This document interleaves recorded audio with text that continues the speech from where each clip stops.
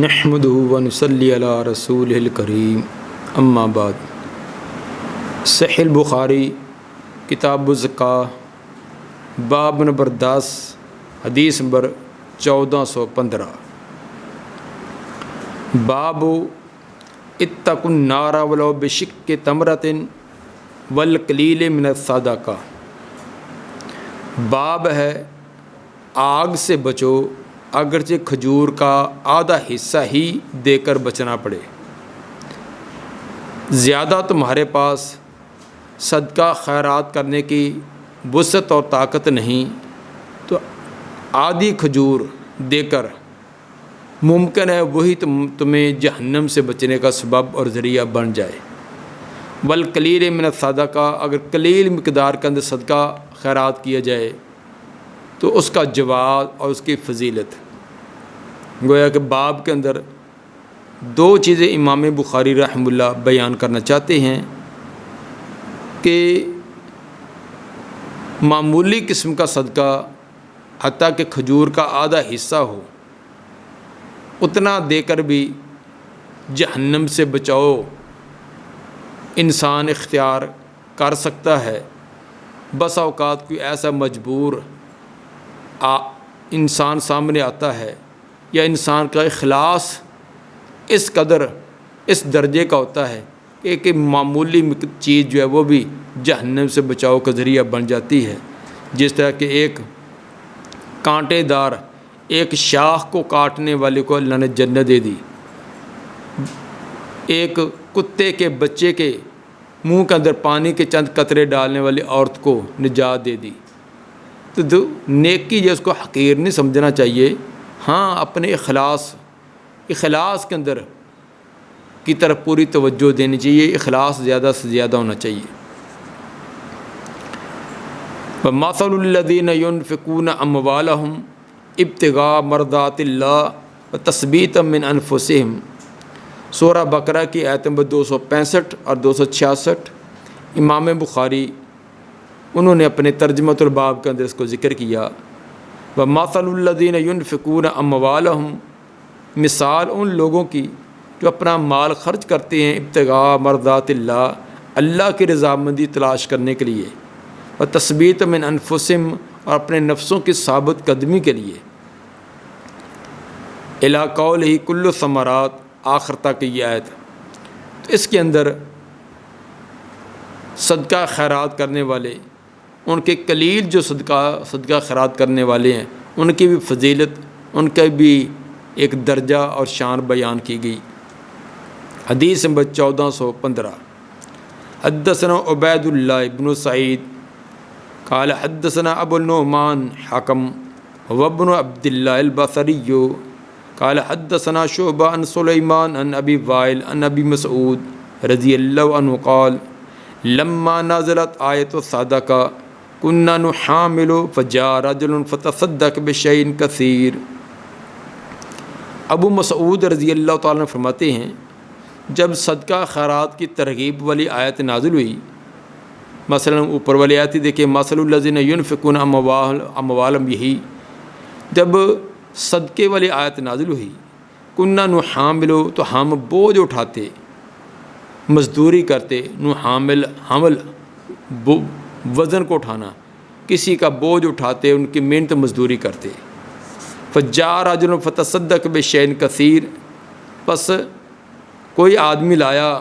بہت زیادہ چیز صدقہ کے لیے، تو اپنے وسعت کے مطابق کوئی زیادہ صدقہ خیرات کرنے کے لیے مال لے کر آیا، کوئی کم لے کر آیا۔ پس لایا ایک آدمی، پس اس نے صدقہ کیا بشیء کثیر، زیادہ مقدار میں زیادہ صدقہ، جس طرح عبد الرحمن بن عوف رضی اللہ تعالیٰ نے بہت زیادہ صدقہ لائے۔ وقالوا مرائی، تو منافقین کا ٹولہ بیٹھا جنہوں نے نہ خود نیکی کا کام کرنا نہ کسی دوسرے کو کرنے دینا، تو الزام تراشیاں کرنے لگے، کہنے لگے فقال مرائی حاضہ مبتدا محذوف ہوگا، کہنے لگے یہ تو ریاکار ہے، دیکھو یہ بھی نمبر بنا رہا ہے جی، کیسے بار بار کر اونٹ اور گھوڑے جب لائے جا رہے ہیں، کتنے بڑے بڑے مال لایا جا رہا ہے، یہ بھی اپنے آپ کو بڑا سخی اور بڑا ثابت کرنا چاہتا ہے، یعنی اس کو ریاکار، شہرت، اس طرح کے الزام دے دیا۔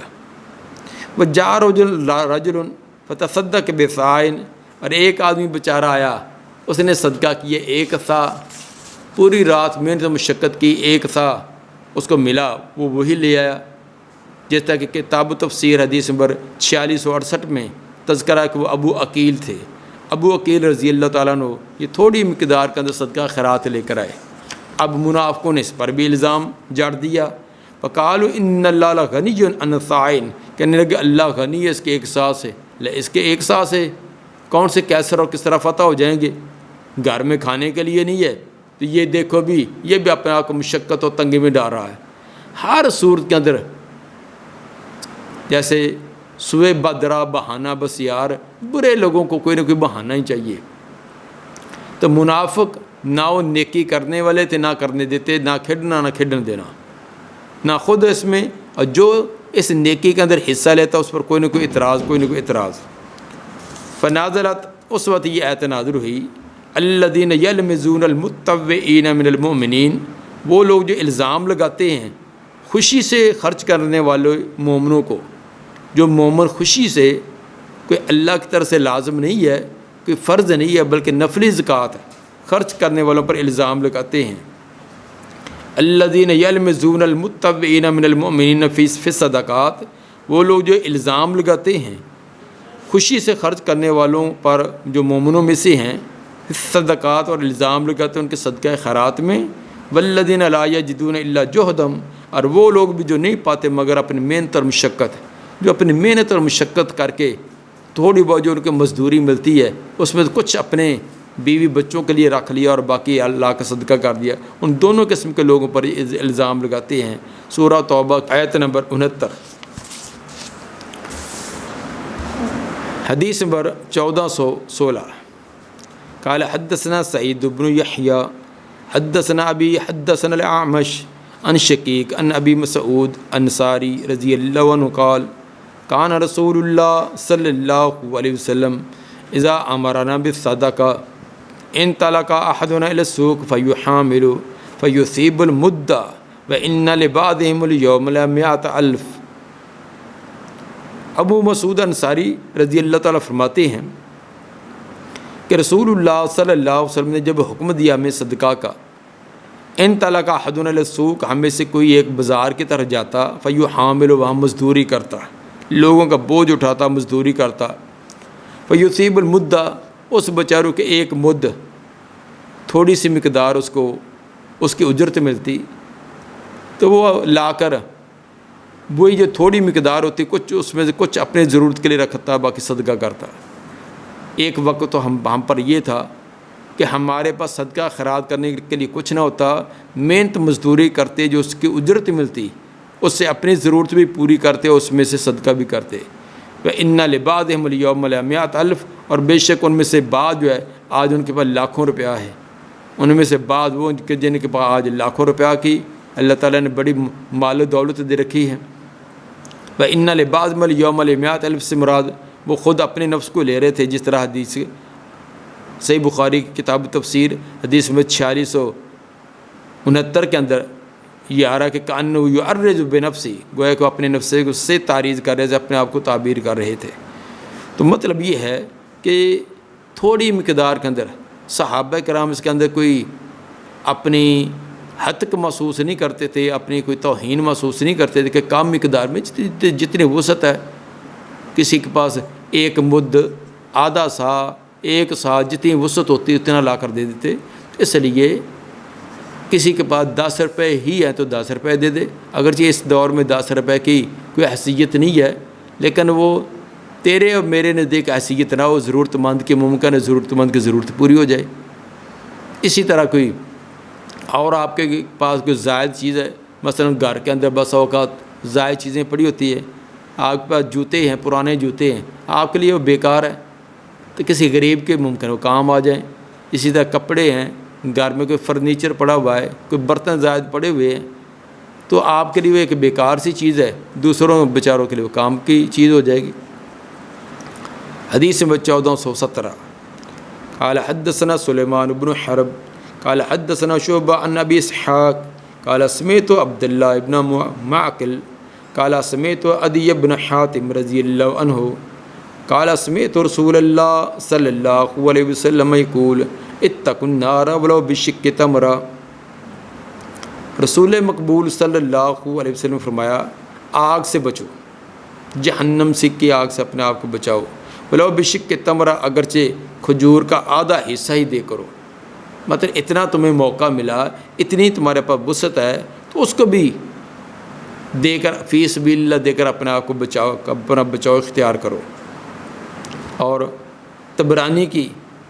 ایک روایت کے اندر یہ الفاظ میں کہ اجعلوا بینکم و بین النار حجابا ولو بشق تمرہ، کہ اپنے اور جہنم کے درمیان کسی چیز کو آڑ اور پردہ بنا لو، اگرچہ آدھی کھجور ہی کیوں نہ ہو۔ اور مسند احمد کی روایت میں لیتق احدکم وجہہ النار ولو بشق تمرہ، اپنا چہرہ آگ سے بچاؤ، اگرچہ کھجور کا کچھ حصہ دے کر بچاؤ اختیار کرنا پڑے۔ تو کھجور کا آدھے حصے سے مراد یہ کنایا اور اشارہ ہے قلیل مقدار میں، تو معمولی چیز بھی دے کر اس سوچ اور فکر میں نہ بیٹھے رہو میرے پاس سینکڑوں اور ہزاروں ہوں گے یا بڑی مقدار ہوگی تو تبھی دوں گا، اگر تھوڑی ہے تو وہی دے دو۔ ممکن ہے وہ جو تو نے تھوڑی دی ہے وہ تجھے زیادہ دینے پر آمادہ کرے، دل کے اندر نرمی آئے، دل کے اندر صدقہ خیرات کا ذوق اور شوق پیدا ہو۔ حدیث نمبر 1418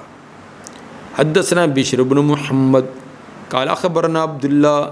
اخبرنا معمر عن الزہری قال حدثني عبداللہ بن ابی بکر بن حزم عن عروہ عن عائشہ رضی اللہ عنہا قالت داخلت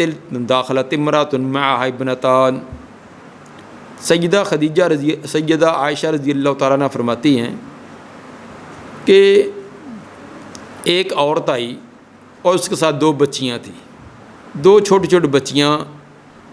اس ساتھ لیے ہوئے میرے پاس آئی۔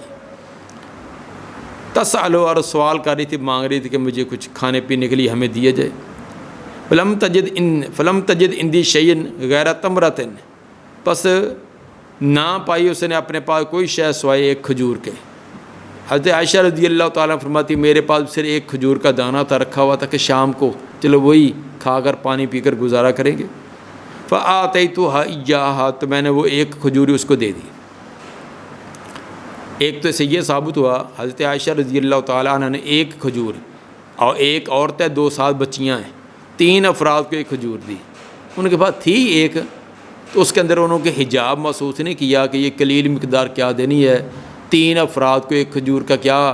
دینا، لیکن نہیں، تو قلیل مقدار بھی انہوں نے دی ہے۔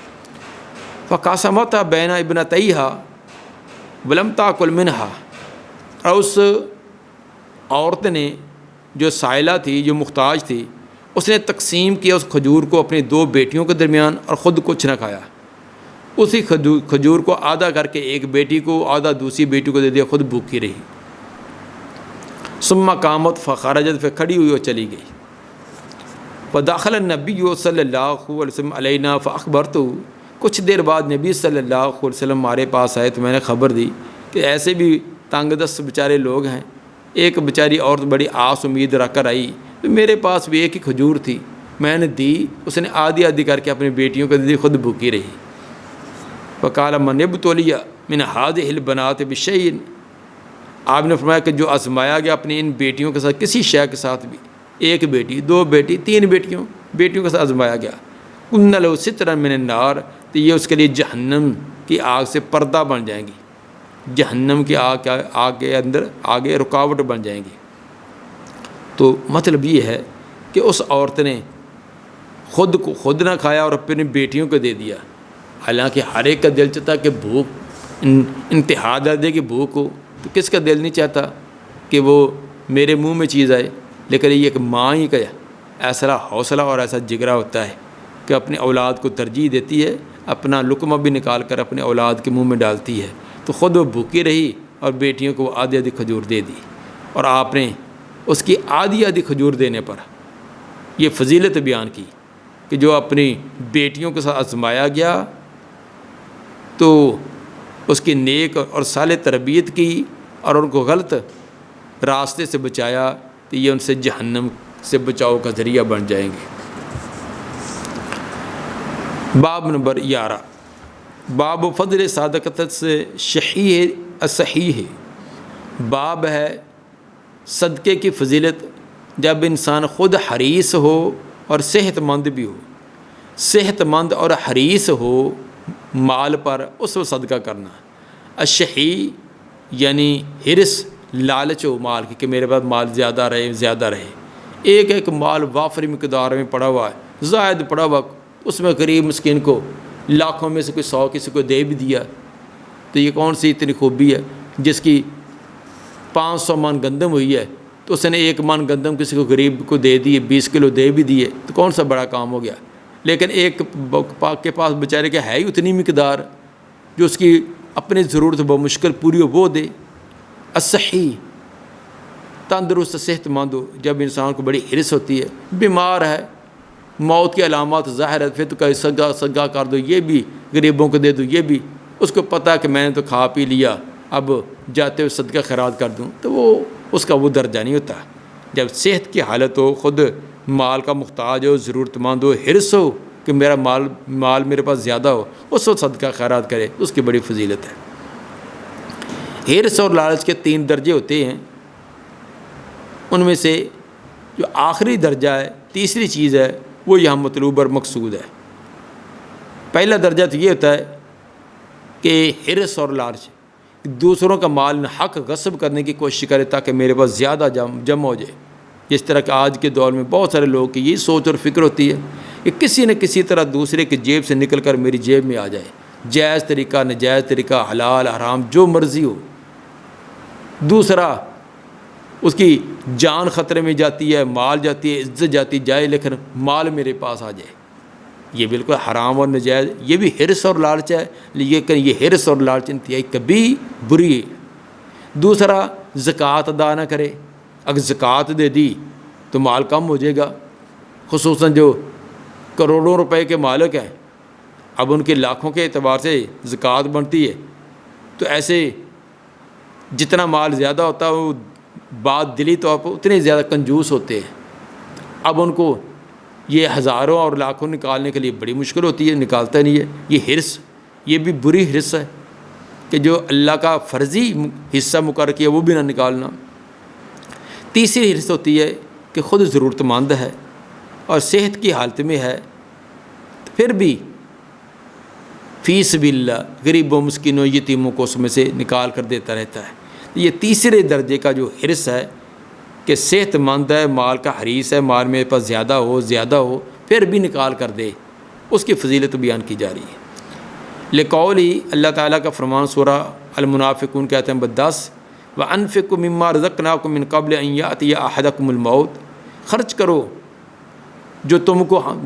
جو ہم نے تمہیں رزق دیا ہے اس وقت سے پہلے کہ تم میں سے کسی ایک موت آئے، موت کی علامات ظاہر ہو جائیں، یقین ہو جائے کہ اب دنیا چھوڑ کر آخرت کی طرف جانا ہے، تو پھر وصیتیں کرنا شاید کر دے کہ یہ بھی غریبوں کو دے دو، یہ بھی فلاں کو دے دو۔ اس طرح سورہ بقرہ کہتے ہیں 254 میں فرمایا یا ایھا الذین آمنوا انفقوا مما رزقناکم من قبل ان یاتی یوم لا بیع فیہ ولا خلہ، اس دن کے آنے سے پہلے اللہ کے راستے میں خرچ کر لو جس کے اندر نہ کوئی خرید و فروخت ہوگی، نہ کوئی تعلقات ہوں گے، سب منقطع ختم ہو جائیں گے۔ حدیث نمبر 1419 قال حدثنا موسى بن اسماعیل حدثنا عبد الواحد قال حدثنا عمارة بن القعقاع حدثنا ابو زرعہ قال حدثنا ابو ہریرہ رضی اللہ عنہ قال جاء رجل الى النبی صلی اللہ علیہ وسلم فقال، ایک آدمی نبی صلی اللہ علیہ وسلم کی خدمت میں حاضر ہو کر عرض کرنے لگا، یا رسول اللہ ایو صدقۃ اعظم اجرا، کون سا صدقہ زیادہ اجر والا ہے، کس طرح کا صدقہ کیا جائے تو اس کا اجر و ثواب زیادہ ہوگا؟ قال ان تصدق وانت صحیح شحیح تخشى الفقر وتعمل الغنى، آپ نے فرمایا کہ وہ صدقہ سب سے بہترین ہے کہ تو صدقہ کرے تو صحیح ہو، صحت مند ہو، شحیح مال کا حریص ہو، تخشى الفقر فقر کا تجھے ڈر ہو، وتعمل الغنى اور دولت اور غنا کا تو امیدوار ہو، ولا تمہل اور نہ تاخیر کر، نہ مہلت دے، کریں گے صدقہ کریں گے نہ، یہ ٹال مٹول نہ کر، ولا تمہل اور نہ مہلت دے اور نہ تاخیر کر، حتیٰ اذا بالغت الحلقوم یہاں تک کہ موت ہنسلی کو پہنچ جائے، قلت پھر تو کہے لے فلان قضا ولے فلان قضا، فلاں کو اتنا دے دو، فلاں کو اتنا دے دو، فلاں کا اتنا، فلاں کا اتنا، وقد کان لفلاں، اب تو فلاں کا ہو چکا ہے، اب تو دوسروں کا ہو چکا ہے، اب تیرے کہنے سے کیا، اب تیرے ہاتھ سے تو نکل رہا ہے، اب وہ نصیحتیں اور وصیتیں کرنے کا فائدہ کیا ہوا؟ مطلب کہ صحت کی حالت میں مال کا ضرورت مند ہے، ایسی حالت کے اندر صدقہ خیرات کرنا یہ سب سے افضل ترین صدقہ ہے۔ باب بغیر ترجمۃ الباب، یہ باب ہے یعنی پیچھے والے باب کا تکملہ ہے۔ حدیث نمبر 1420، قال حدثنا موسیٰ بن اسماعیل حدثنا ابو عوان عن فراس عن الشعبی عن مسروق عن عائشہ رضی اللہ عنہا ان بعض ازواج النبی صلی اللہ علیہ وسلم قلنا للنبی صلی اللہ علیہ وسلم، بعض ازواج مطہرات نے نبی صلی اللہ علیہ وسلم سے یہ پوچھا، اینا اسرع بک لحوقا، کون سی ہم میں سے زیادہ جلدی ہوگی آپ کے ساتھ ملنے والی؟ اللہ کے رسول، آپ کی ماشاءاللہ کافی بیویاں ہیں، ہم میں سے کون سی بیوی سب سے پہلے آپ کو ملے گی؟ ملنے سے مراد کہ آپ کی وفات کے بعد سب سے پہلے کس کی ہوگی، تاکہ اس کی آپ کی ملاقات صاحب دنیا کے اندر جس طرح وہ آپ کی بیوی آخرت میں بھی ہوگی۔ قال، آپ نے فرمایا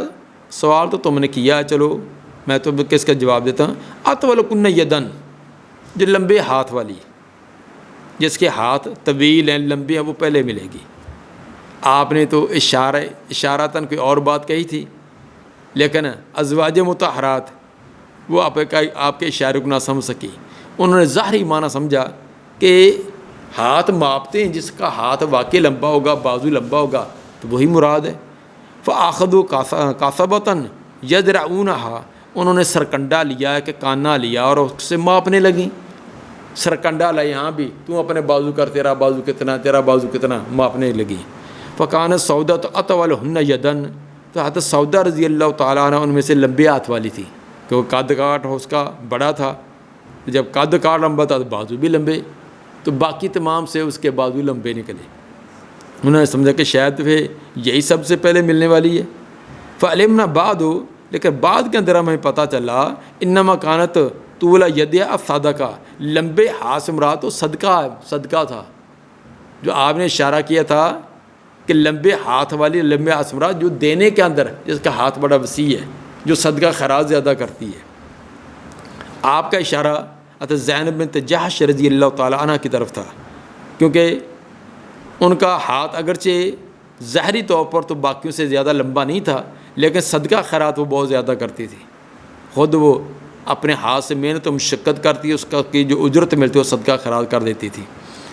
تو سب سے پہلے انہی کی وفات ہوئی ہے۔ حضرت عمر رضی اللہ تعالیٰ کے دور خلافت میں ان کی